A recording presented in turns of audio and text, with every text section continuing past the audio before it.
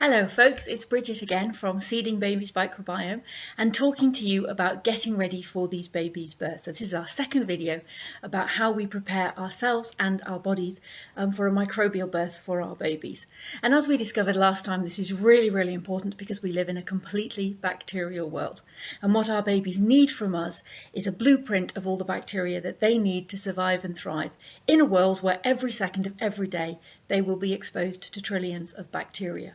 So today we're looking particularly at pregnancy, and it's very interesting because during pregnancy there are going to be changes to mum's microbial makeup. At the end of pregnancy in particular, you see a change to the microbes in the gut, and what it's doing is enabling them, because they help us in all sorts of ways. So they take the food, the nutrients out of the food, they help take out the energy, the vitamins, and so on. And at the end of pregnancy, they go even really much better at taking energy out of food because it takes a huge amount of energy to grow a person. And so we need to get even more benefits out of the food that we are eating. So there's going to be that change.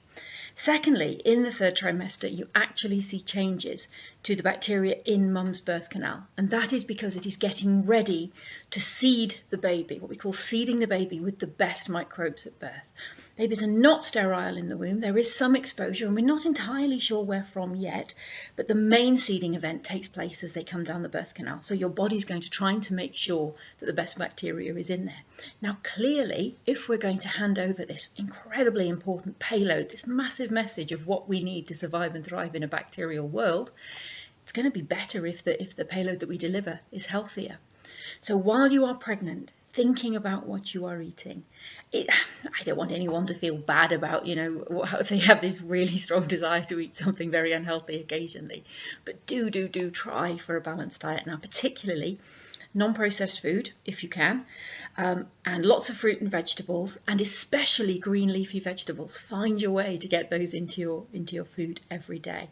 There are certain foods that are more beneficial and foods that will help encourage your bacteria. So onions, garlic, fermented food can be quite good, although you do need to just be sure that it has been pasteurized if you are pregnant.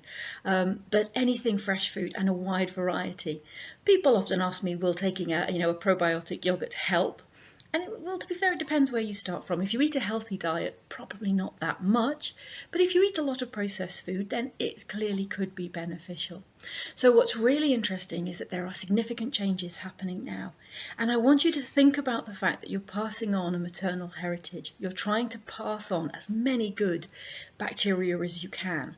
So if you can get your gut a little bit healthier during pregnancy, that means you're passing over better information.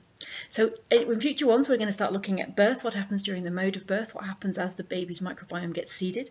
We're going to look at what happens if it has to go a different kind of birth, and we're going to look at the effect of things like feeding. So again, take a look at Seeding Babies Microbiome on Facebook. Tons of information on there.